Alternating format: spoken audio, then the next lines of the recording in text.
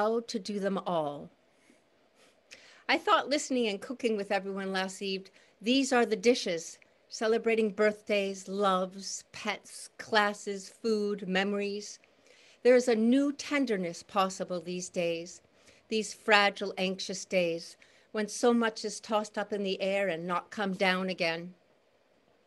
We begin to make new meanings from what is right before us and return to old ones with a relishing that sweetens. We remember that simple moments, not meant to do anything or achieve anything or make anything better or fuller or faster, simple moments of gathering that celebrate our beating, beautiful hearts are worth living for.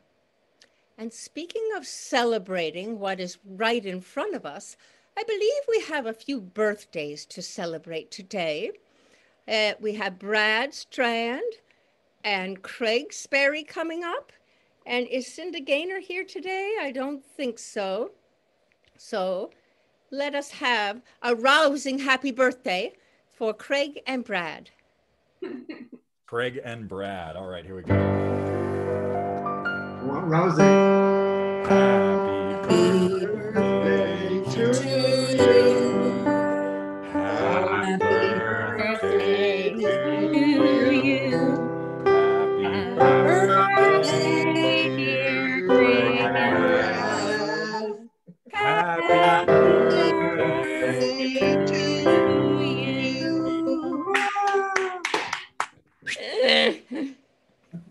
Thank you. I forgot to tell you to unmute yourselves, but some of you did. I hope you received that celebrated joy. And we have a few announcements today. Why don't you go first, Kat, and then Elizabeth is going to share an announcement about Wednesday. Go ahead, Kat.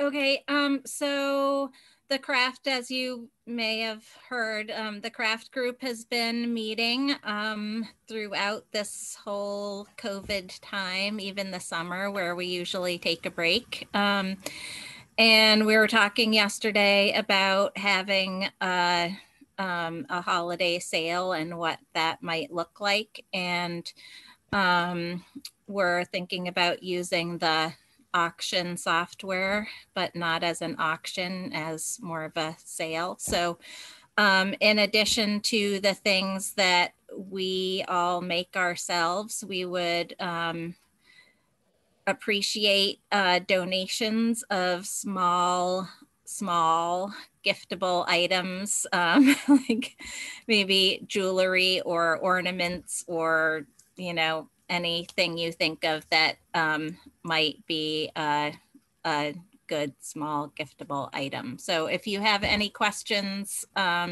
you can get in touch with me.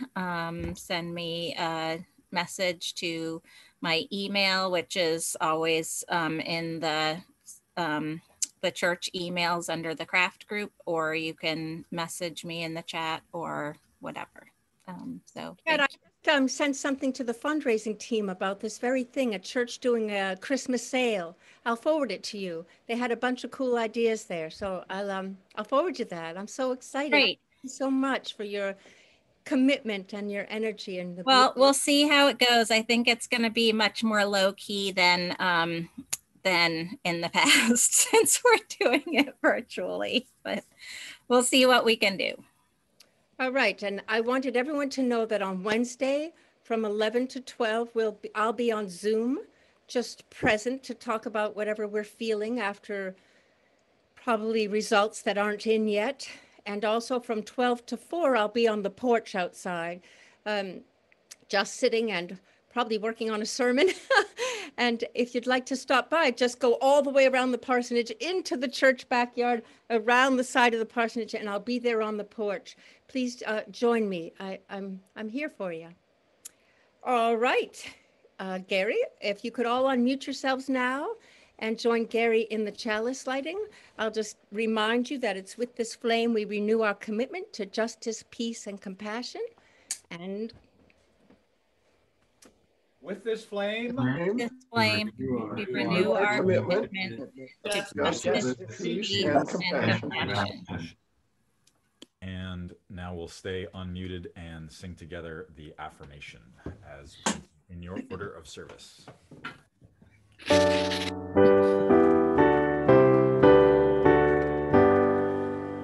From all that can the sky, let faith and breath rise, let beauty, truth, and good be sung, from every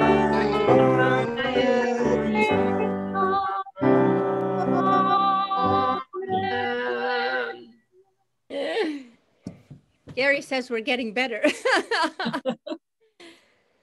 And this is the time in our service where we greet one another. If you are new today or returning after a long hiatus, please unmute yourselves and tell us or remind us of your name, and we can greet you in good UU Meeting House style. Invitation only, of course. If you raise your hand, Elizabeth and I will try to get to you. We can be it can get confusing, so don't take it personally. Anyone today who would like to 7:37. That's good. Austri, would you like to remind us of yourself? Well, I've come several times to your church visiting Christina and Brad and Liam. They brought me there.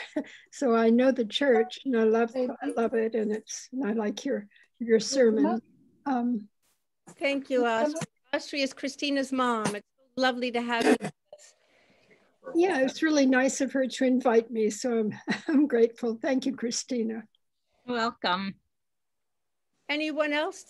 Gary said someone else had a hand up somewhere. Am I missing? No, he was just Okay, all right. So let's unmute ourselves and just say hello to each other. Hello. Hi, everybody. Hello, Good everybody. morning. Hi, Val. Happy November. Hi, Randy. Good to be back. Hi, Al Fuller. We missed you Yeah. last Al night. Fuller. Hi from Hi, Gwen. Susan Kirk. Hi there. Hi, Ann Perkins. Hi, Ann. We missed you Hi, Ann yesterday. Perkins. Polly. Hi, Allison Forrest. Hi. Oh, that's right. Hi, Carol. Thank you. Hey, Susan and Ray, it's nice to see you in the same place together again. Yes. Thank you. Thank you. Great.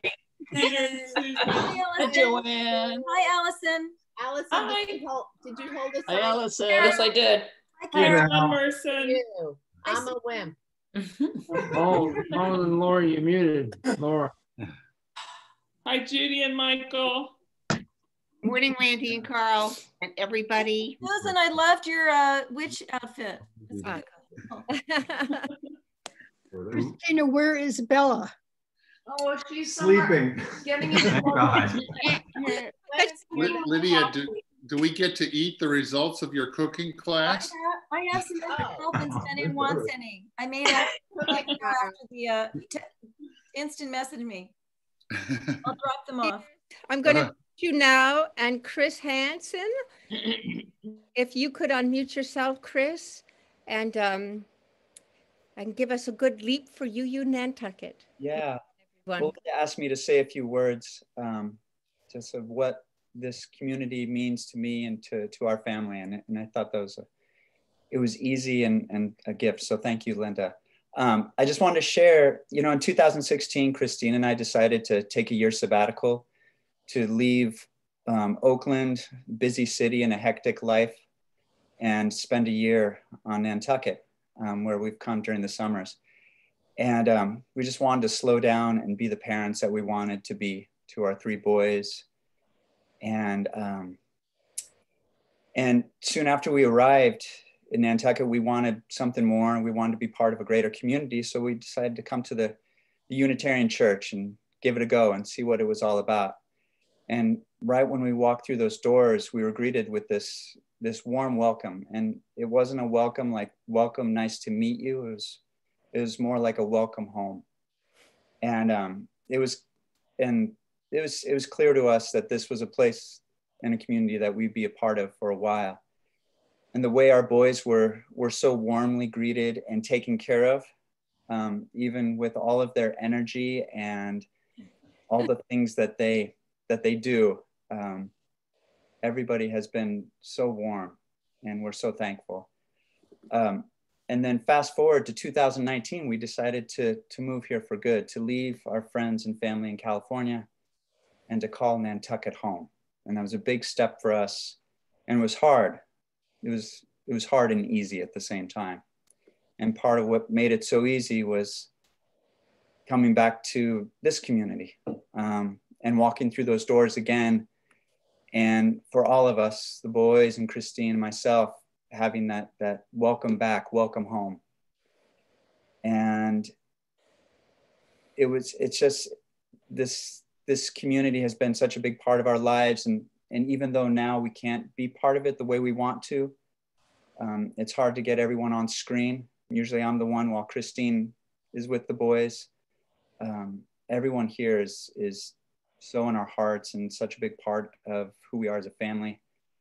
And I just wanted to thank Linda and Gary and the entire community for making our lives here simple and warm, and to make us be part of something bigger than just our family. So thank you. Thank you. Thank you, Chris. That was so beautiful. You're going to start me crying again. And you know, once I start, that's... Thank you so much, Chris, for opening your heart and sharing that with us. You're welcome. And Nigel, you are up, my friend. All right, it's time for our first hymn.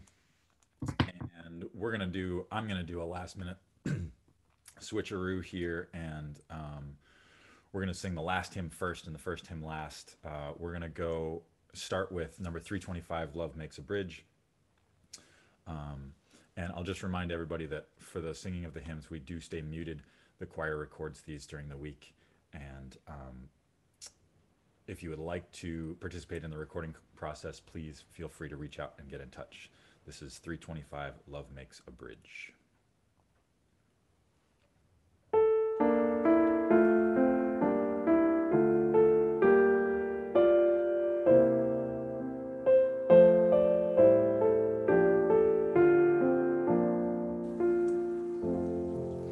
Love makes a bridge from heart to heart and hand to hand. Love finds a way when laws of life and freedom bend. Love breaks the walls of language, gender, class, and age. Love gives us wings to slip the bars of every cage. Love lifts the hopes that force and fear have beaten down. Love breaks the chains and gives us strength to stand our ground. Love rings the bells of wanted birth and wedding day. Love guides the hands that promise more than words can say. Love makes a bridge that winds may shake and not destroy. Love carries faith through life and death to endless joy.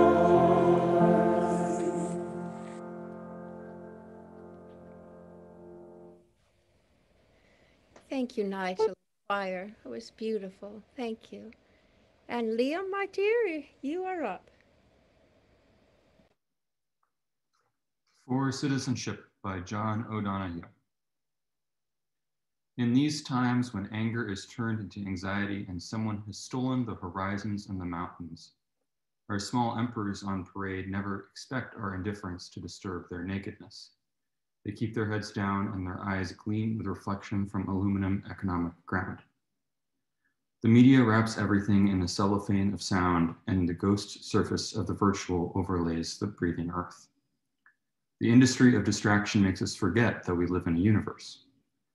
We have become converts to the religion of stress and its deity of progress, that we may have courage to turn aside from it all and come to kneel down before the poor to discover what we must do, how to turn anxiety back to anger, and how to find our way home. Beautifully read. Thank you so much, Liam. Thank you. I knew you were the right voice for that poem. Please join me now for a moment of reflection and quiet meditation. I invite you to put down your other devices, to take a breath, and to just be present with this moment that is yours to fulfill and nourish and quiet you. This prayer was written by Gretchen Haley, which I modified only just slightly. I couldn't help myself. Let's not go building new walls around our hearts. We already have enough that keep us from each other, enough that keeps us from ourselves, and the knowing of all that we have done, all that has been done to us, and for us, the losses we sustained, the love we avoided, the life we held too tight. Ours is a faith of showing up with a willingness to see, to be seen, to remember ourselves whole and still becoming better, to believe it is okay to not be okay, that we are loved even when we feel unlovable, that we belong even when the ground comes out from under us, to be for each other a surprising generosity, a sudden sweetness, a sign of hope, the start of a new day. Amen.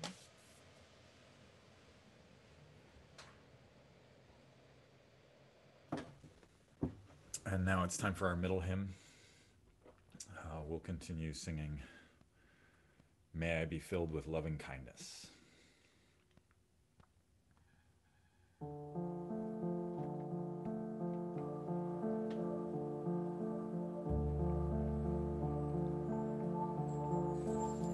May I be filled with loving kindness. May I be well. May I be filled with loving kindness. May I be well. May I be peaceful and at ease. May I be whole. May you be filled with loving kindness. May you be well. May you be filled with loving kindness. May you be well. May you be peaceful and at ease. May you be whole.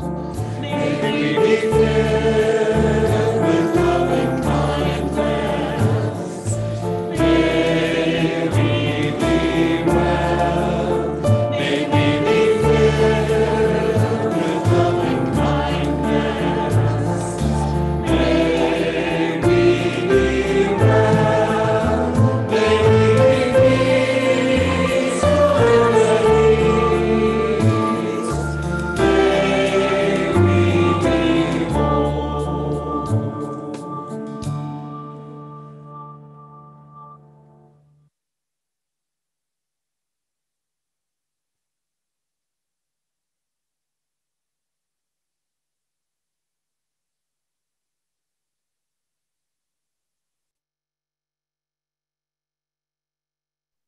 Linda, you're muted. Mute. Ah, sorry, I was panicking. I couldn't unmute myself. I don't usually have that problem, do I? All right, my dears.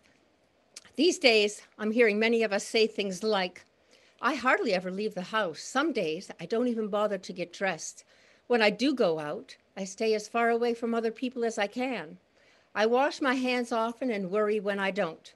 I can't seem to stop touching my face. I worry about getting sick and that democracy is at risk of collapse. I realized that if we went to a doctor and said this last year, in no time we'd have a prescription for Prozac or Zoloft or some other antidepressant.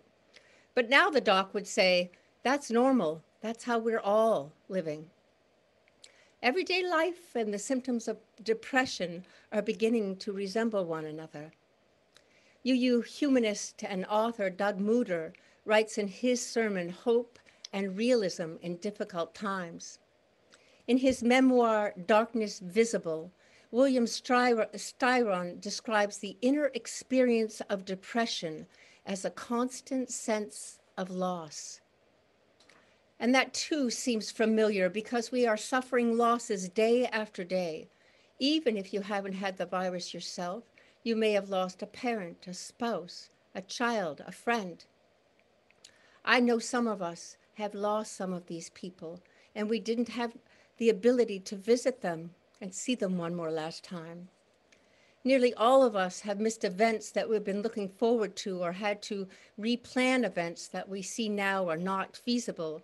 Weddings, visits with grandkids, graduation parties, trips to visit those we love.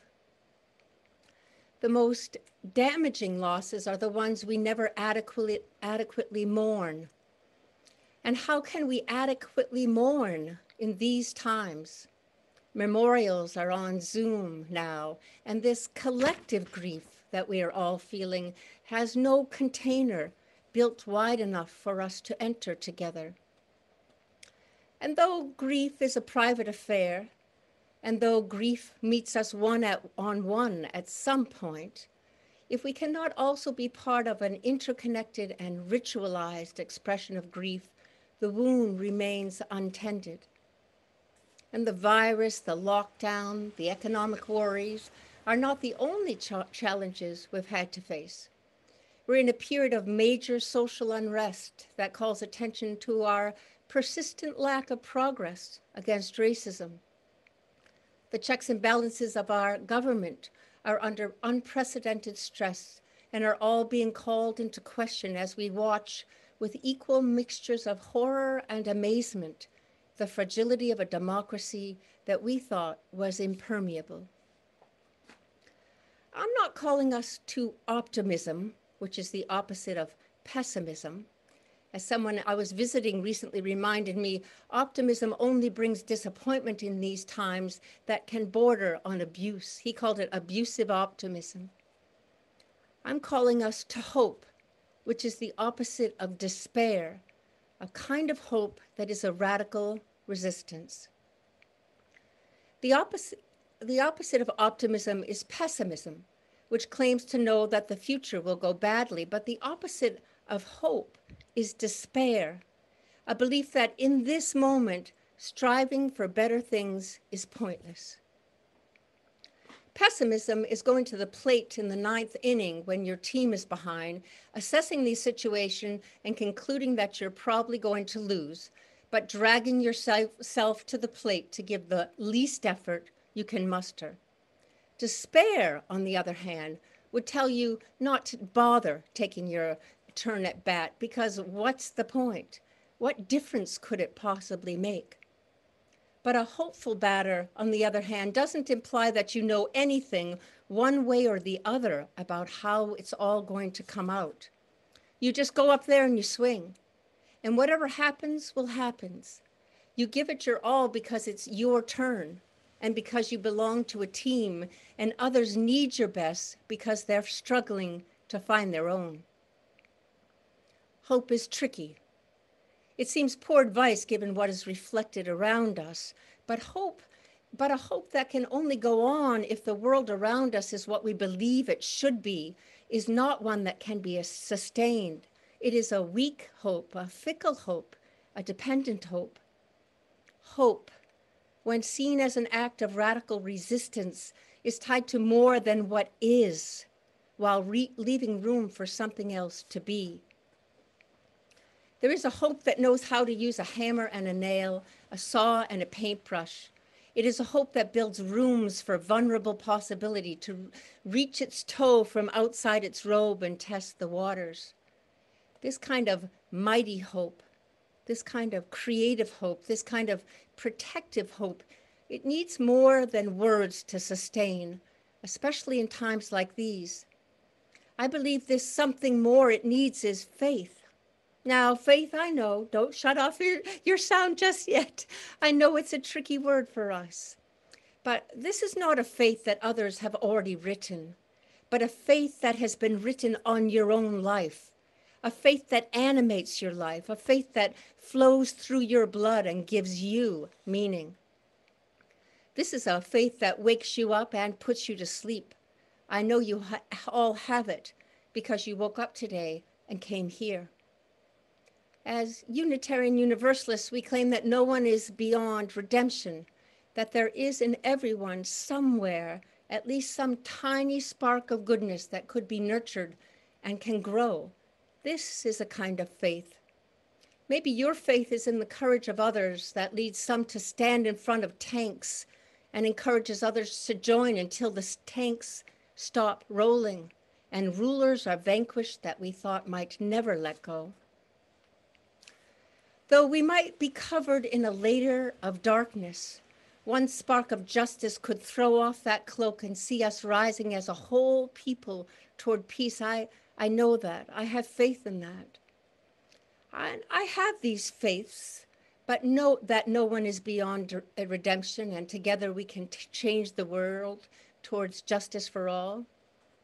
I also have faith in all of you, that your grief and sadness and rage are a consequence of your goodness and brokenheartedness that these times impose.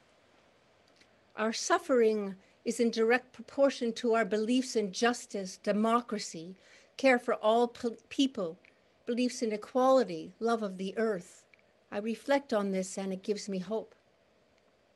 These faiths in human goodness and justice-making sparks, in the courage and longing of so many of us on the front lines, these faiths hold me up. I live in their embrace. And every now and then I cannot find them and forget their names and lose my meaning, and darkness swallows me up again.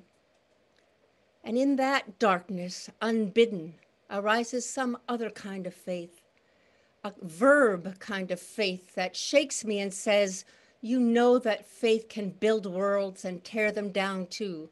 Get out from under those covers and keep writing and thinking and loving, because writing and thinking and loving matters and always has. This kind of faith does not have an object. This kind of faith knows that faith itself creates where there was nothing before. This kind of faith holds the pen to the page.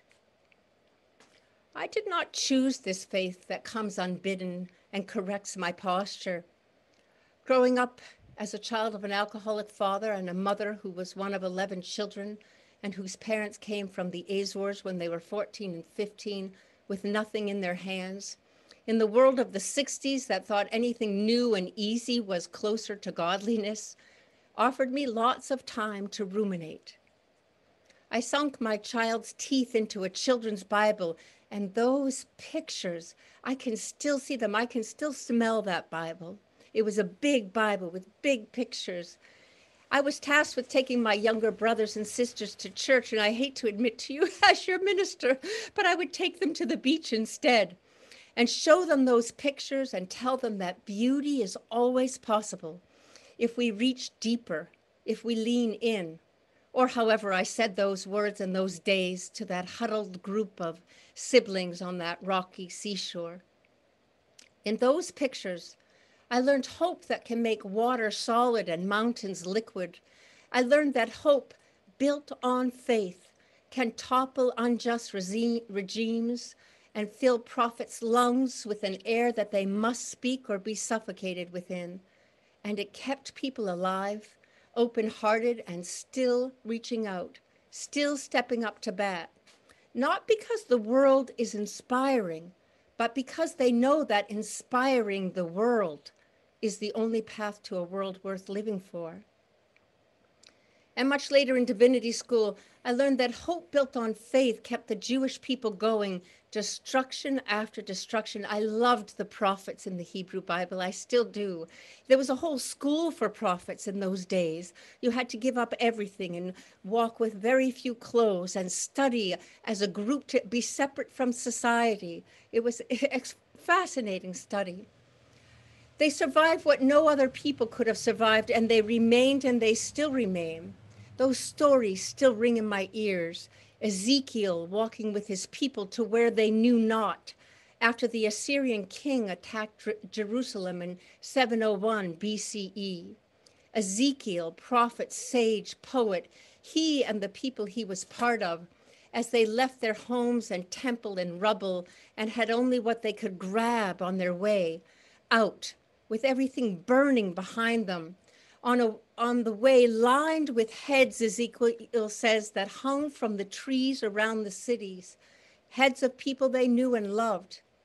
These people witnessed rape and pillage, and they did not lose hope.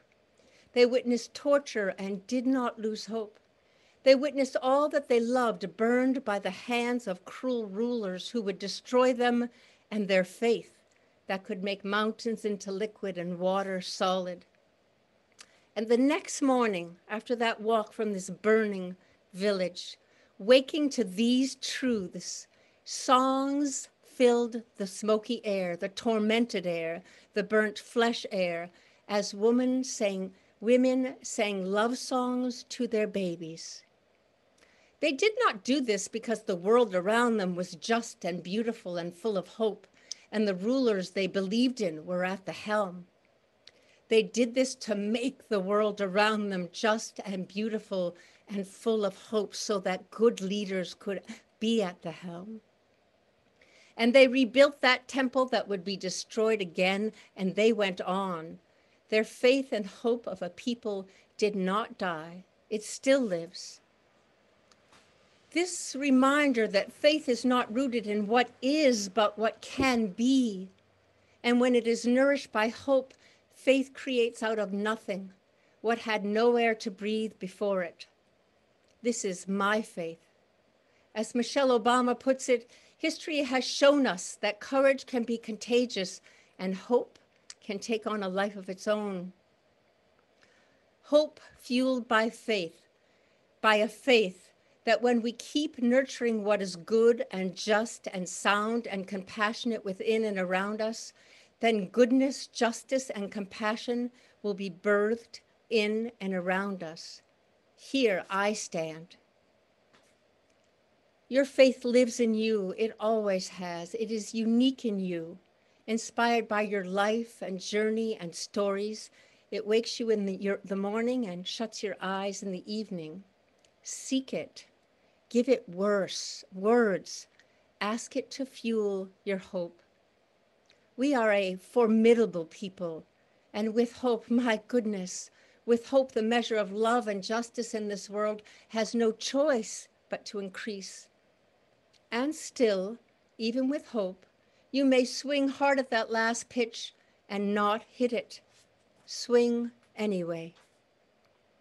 It will sustain your hope and give others hope too, to see you there on the home plate doing what is yours to do right now, no matter the odds. If you nurture a hope that's rooted in your own faith, whatever it turns out to be, and that expresses itself in your life, however you manage to express that, despair will have a hard time claiming you. And whether your efforts succeed or fail, if you keep hoping from that place, you will be ready as this world asks you to take your turn, shoulders back, head up, ready for what comes next. Amen. Please join me for a moment of silence.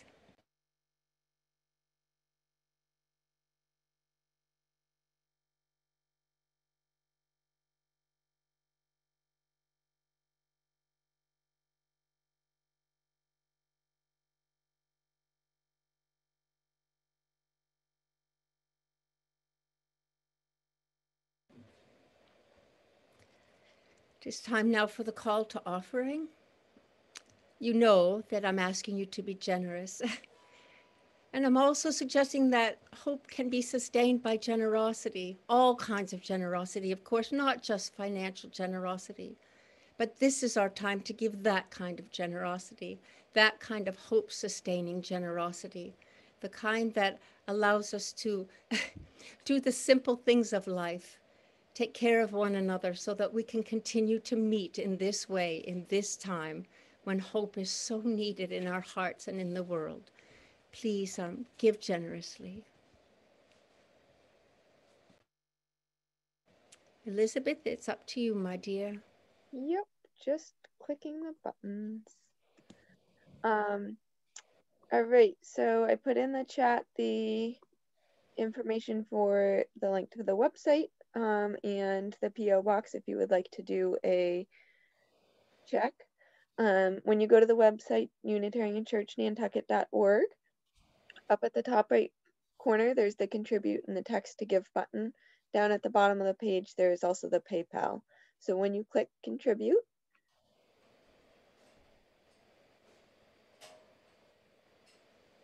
that'll bring you to the Tithely, and you can click for what your donation is. If you would like to make it a recurring gift, you can select that so that it will go through every week. And when you're doing the credit card, make sure to click the cover fees to cover the credit card fees. With that, I will go to Nigel. All right, I have a song for you guys today.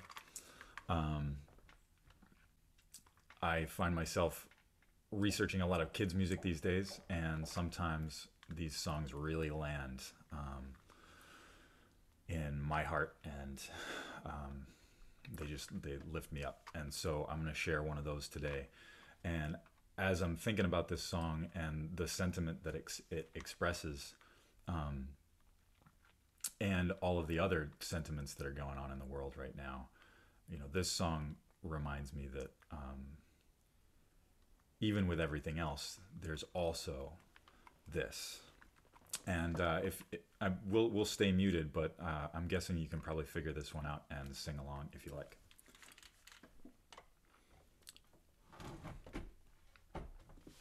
First, we start with some drums.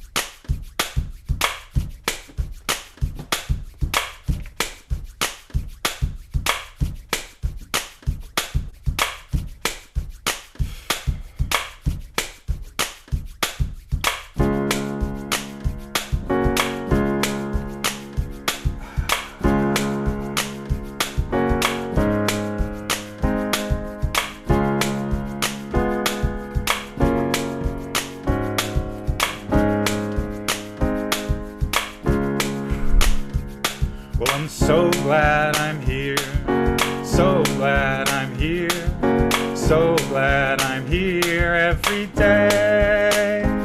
And I'm so glad I'm here, so glad I'm here, so glad I'm here every day. Gonna sing while I'm here, gonna sing while I'm here, sing while I'm here every day. Gonna sing while I'm here, sing while I'm here, gonna sing while I'm here every day. You know, love brought me here, love brought me here, love brought me here every day. And love brought me here, love brought me here, love brought me here every day. Joy brought me here, joy brought me here, joy brought me here every day. And joy brought me here, joy brought me here, joy brought me here every day. I'm so glad I'm here, so glad I'm here, so glad I'm here every day. So glad I'm here, so glad I'm here, so glad I'm here every day. And I'm so glad I'm here every day, so glad I'm here every day.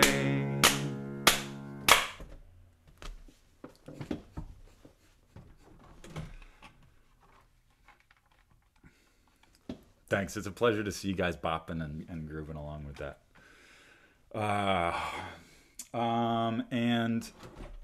It's time for our first and last hymn. We're going to sing Guide My Feet. Lots more hand clapping.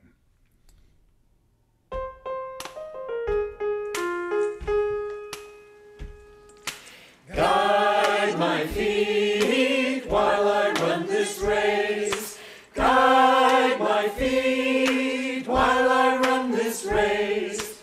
Guide my feet while I run this race. For I don't want to run this race in vain. Hold my hand while I run this race. Hold my hand while I run this race. Hold my hand while I run this race. For I don't want to run this race in vain. Stand by me while I run this race. Stand by me while I run this race. Stand by me while I run this race. For I don't want to run this race in vain.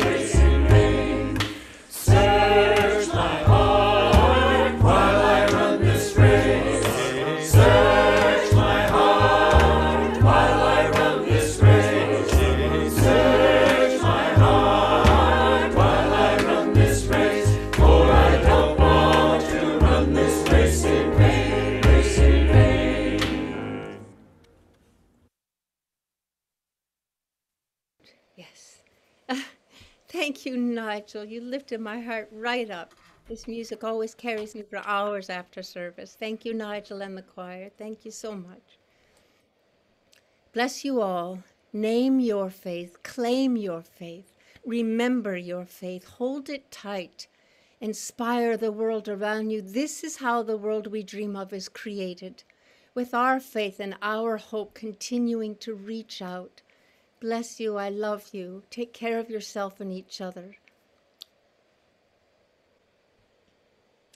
It is now time for Gary to extinguish the chalice. If you can unmute yourselves and join him in the words, carry the flame of peace and love until we meet again. Carry the flame. Peace and love until we meet again. Yeah. And I have one more song for you guys. This is a song that I fell in love with about a year ago, and I found myself singing it a lot yesterday because the weather was so beautiful. It's called On a Clear Day. And if you I'm want sorry, to... Nigel. I have to mute everyone, which is going to mute you. Just 1 second. Linda, I just did it. Okay. Not everyone is muted there, Elizabeth. Could you handle that? I got it. Okay, go for it. All right. Oopsie. All right, continuing on. So this is on a clear day, and if you feel like doing some listening after the service, there's a lovely version by a band called The Peddlers. On a clear day, rise and look around you, and you will see who you are. And this is my arrangement of the song.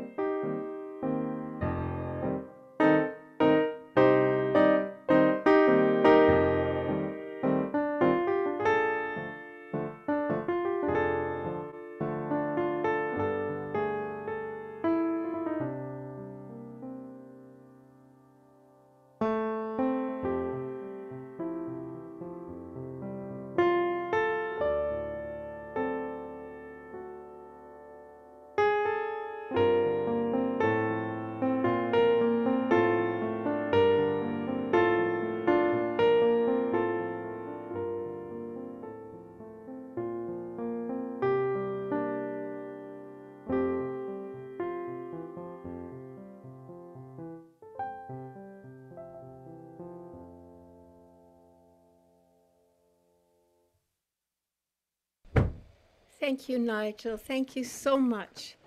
I'm going to close by taking you on a tour of the parsonage porch. The board has agreed to put vinyl around the parsonage. It's not there yet at the porch, so that we can continue to have winter meetings together. They have already bought us a radiant heater. Toby Greenberg bought us a carpet. It's my daughter's birthday, so we're having a birthday party for her. But I want you to see how beautiful this is and encourage you to come and visit me. Have a look.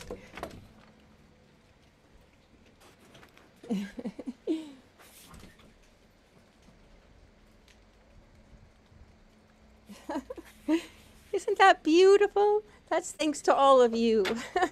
Thank you so much for the beauty that you create and the possibilities that you create, and for pitching in so that we can continue to meet and see each other. Thank you for who you are. Keep showing up, my dears. It's all we got. We can